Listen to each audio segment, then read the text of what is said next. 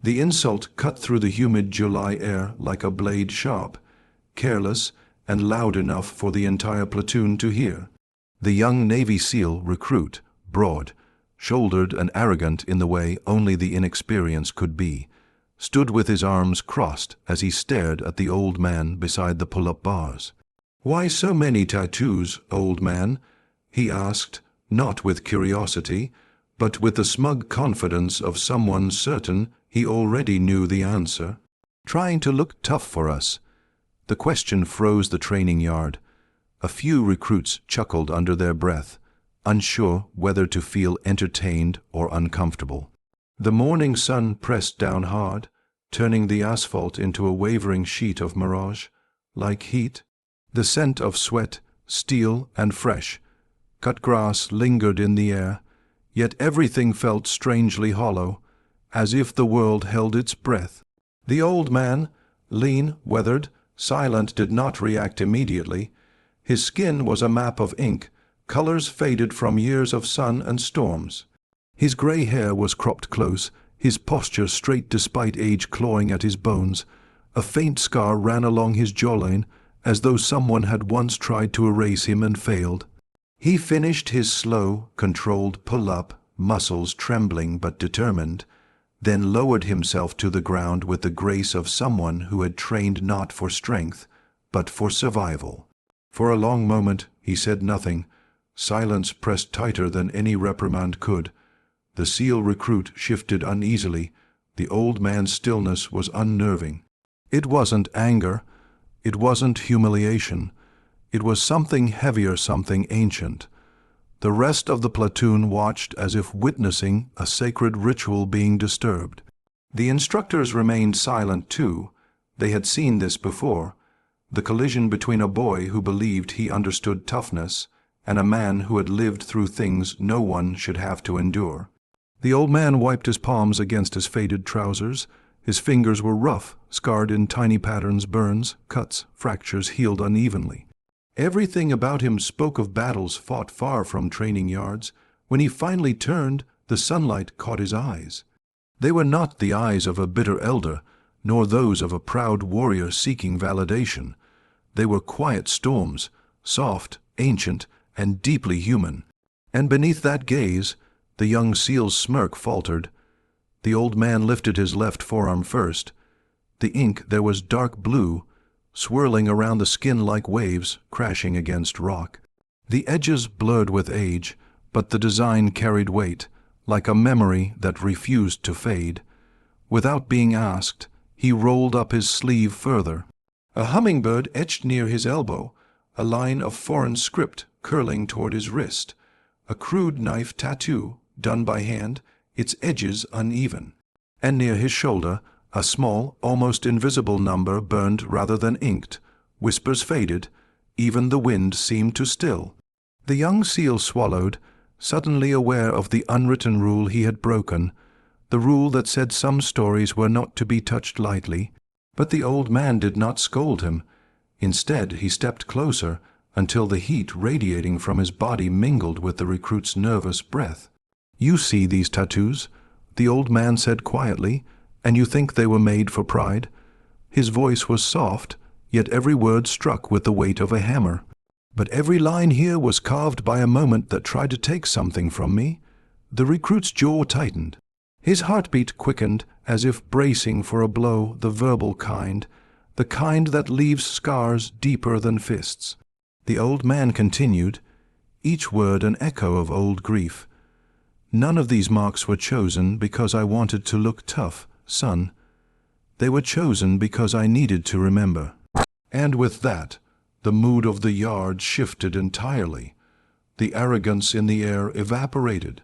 What remained was a heavy curiosity, a quiet dread, and the shared sense that they were standing on the edge of a story none of them were ready for, but all of them needed to hear. The young SEAL blinked, his voice cracking almost imperceptibly. "Remember what?" The old man rested his hand on the tattooed waves along his forearm. "That," he whispered, "is the beginning." The old man's fingers drifted over the inked waves, tracing them as if they were alive beneath his skin. The recruits leaned in subtly, their earlier smirks now replaced by a thick silence, one born not of fear, but of reverence they didn't yet understand. "These waves," he began, "were carved the day the ocean tried to swallow my team whole." His voice carried no theatrics, no attempt to awe. It was steady, quiet, like someone opening a locked drawer after decades and letting the dust rise on its own.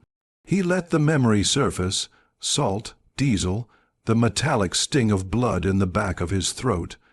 It was a training operation that was never meant to become a rescue mission. He said, "We were young, like you, sure of our strength. The storm wasn't supposed to hit for another 6 hours, but nature doesn't negotiate." He paused, the ghost of the storm flickering behind his eyes. "We got the call that a fishing boat had gone dark. No signal, no coordinates, just a last transmission, someone crying for help with a voice so weak the wind nearly erased it."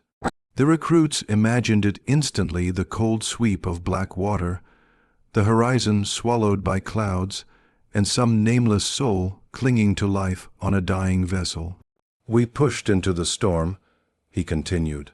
"Waves as high as buildings, lightning slicing the sky like it was trying to expose something hidden, the kind of night where you don't rise heroes, you just pray you don't die pointless." The young SEAL shifted, unsettled. He had trained in storms, sure, but not storms that carried the memory of death on their breath. "When we found the boat," the old man said, "it was already breaking apart, bodies in the water, debris everywhere, and in all that chaos I saw a little girl, maybe 8 years old, holding onto what was left of the railing." A tremor ran through his voice, so faint only the closest recruits sensed it. She wasn't crying, she wasn't screaming, just staring at the sky, like she'd already said goodbye. He rested his thumb on the hummingbird tattoo near his elbow. "That bird is hers," he whispered, a reminder that sometimes courage is silent. The recruits felt the weight of it settle over them, heavy and undeniable. "We fought like hell to get her," he said. "But the storm pushed us back again and again, and every time I reached for her, a wave dragged her under. At one point, I thought I'd lost her for good." His breath deepened, steadying himself against the memory, but she surfaced again, small, shaking, but alive. A faint smile touched his lips. "When I got my arms around her, she clung to me with a strength I'd never felt from someone so small." He looked at the tattoo again, the ink barely visible beneath his weathered fingers. "She survived," he said softly, "but her parents didn't. No one moved, not even the wind dared interrupt him now." "That night," he continued, "I understood something. Strength isn't built from the battles you win.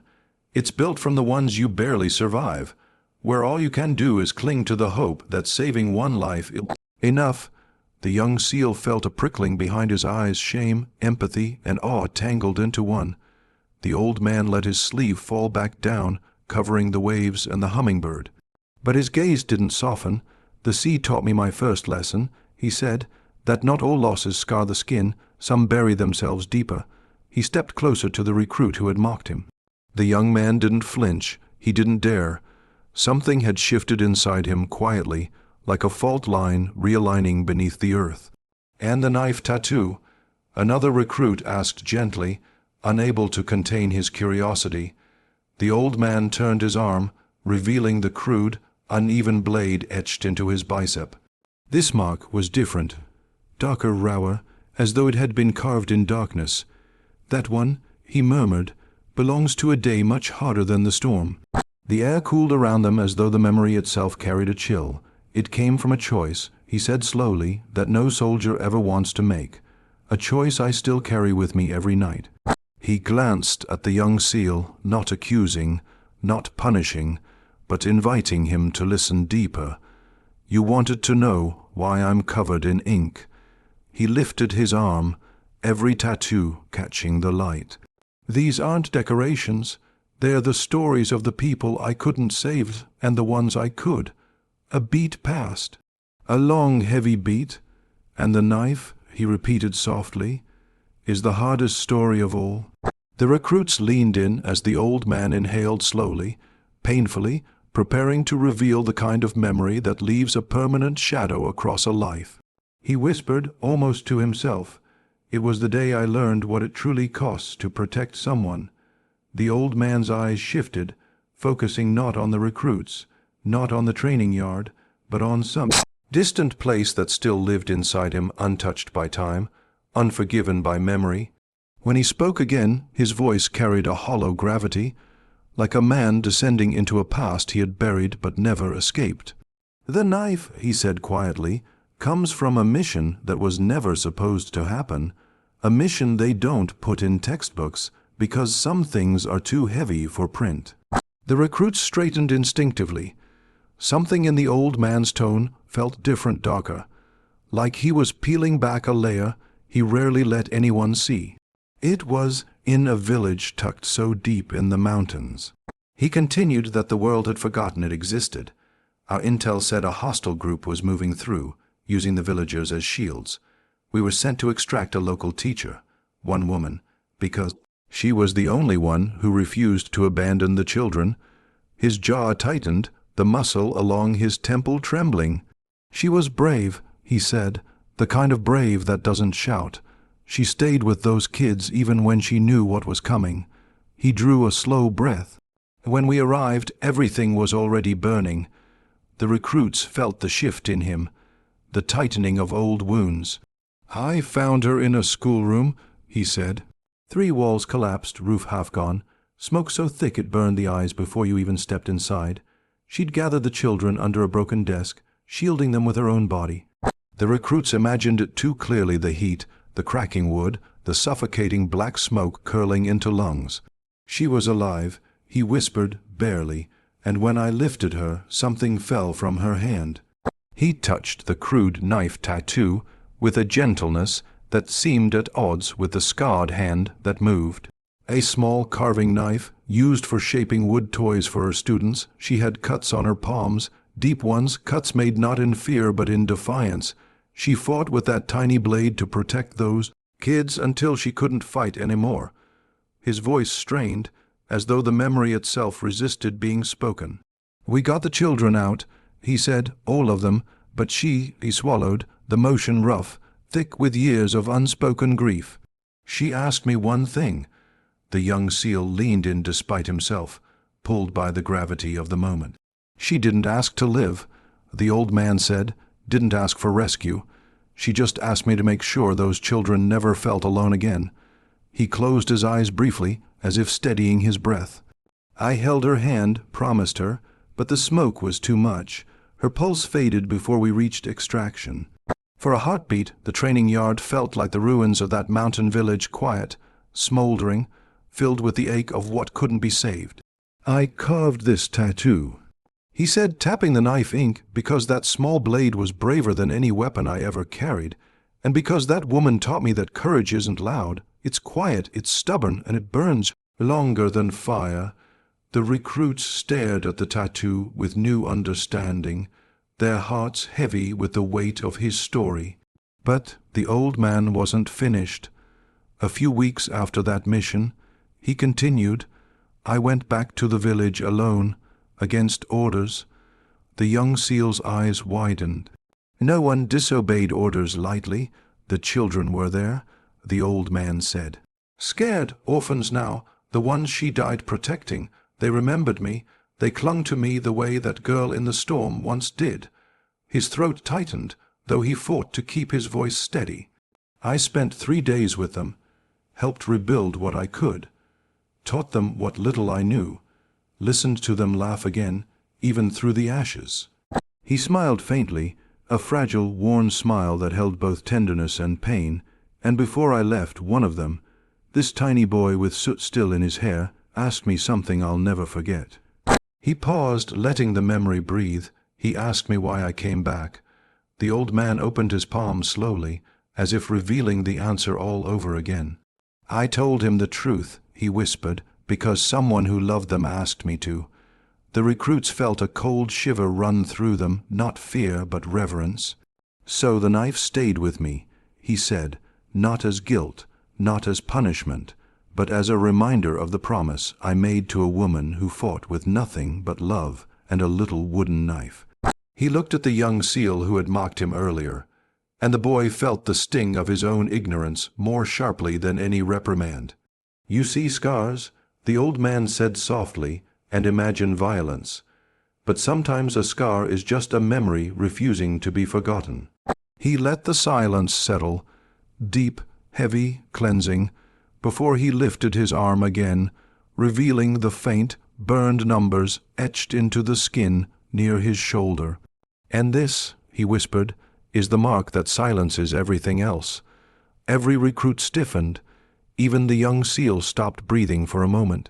"These numbers," the old man said slowly, "belong to the day I lost my brother." The old man let his fingers settle on the burned numbers, as though touching them could quiet the tremor rising inside him. The recruits felt the shift immediately. This wasn't just another story. This was the story, the one that lived at the very center of every scar he carried. "These numbers," he said, his voice barely above a breath, "aren't ink. They're burned into me, a moment seared into skin so I could never run from it." The yard felt colder. Even the sun seemed to hold a respectful distance. "It happened long before I ever became a seal," he murmured. "Back when my brother and I were just kids barely old enough to understand how fragile life was."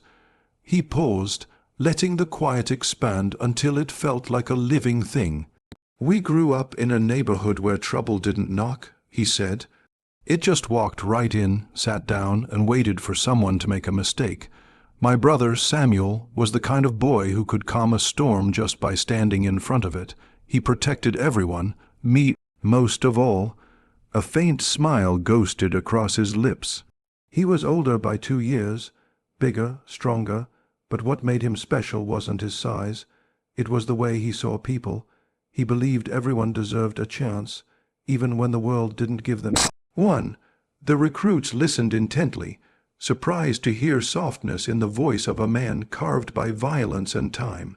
"One night," the old man continued, "a neighbor's house caught fire, dry walls, faulty wiring, flames swallowed the place in minutes. We were just passing by, walking home from the store. I remember the way—" Samuel froze, how he stared at the house like it was calling to him. He exhaled slowly, like someone releasing a pressure that had built over decades. He didn't hesitate, he just ran inside. A collective breath caught among the recruits. I followed him, the old man said, because that's what little brothers do, even when they're terrified. He looked at the ground, seeing not asphalt, but glowing embers. The heat was unbearable. You couldn't breathe without feeling your lungs scrape. But Samuel kept pushing forward, room by room, searching for the kids who lived there, and he found them, 2 little girls huddled in the corner of a smoke-filled hallway. The recruits imagined it. The darkness, the choking air, the crackling roar of fire growing louder. He grabbed one, I grabbed the other. We turned to run, but the ceiling gave way. A beam fell, trapping him. His hands curled into fists, knuckles white. I tried to lift it. I tried until my hands bled, but I was too small, too weak. He knew it, I knew it. His voice tightened. And he did the only thing he could. The recruits leaned in, breath held. He pushed the little girl into my arms and shouted at me to run. For the first time, the old man's voice broke just slightly, but enough for every recruit to feel the fracture inside him. I didn't want to leave him. I screamed, I begged, but he pushed me again, harder this time, and said something I've spent my entire life trying to live up to. The old man closed his eyes, repeating the words with reverence. He said, "Go, you're meant for more than this fire." Silence swallowed the yard. I carried the girl out. He continued softly. I tried to go back. God knows I tried, but the whole house collapsed before I could take 2 steps. His hand drifted once more to the burned numbers. "The number on my shoulder is the house address," he whispered. "Samuel's last home. I burned it into my skin the day I enlisted, so I'd never forget who taught me what courage really is." The recruits felt their throats tighten. Even the arrogant young seal had tears pooling at the edges of his eyes. "You want to know why I have so many tattoos?" the old man said, lifting his arms slowly, each mark suddenly sacred in their eyes. Because every one of these is a life that shaped mine, a moment that carved me open and taught me how to stand back up. He stepped closer to the young seal, not in anger, but with a quiet finality. Strength, he said gently, isn't how much weight you can lift. It's how deeply you're willing to carry the memories that break you. The young seal swallowed hard, shame burning through him. I didn't mean, but the old man raised a hand, stopping him with a calmness that held more power than any reprimand. I know, he said softly. You asked because you couldn't see the stories beneath the ink.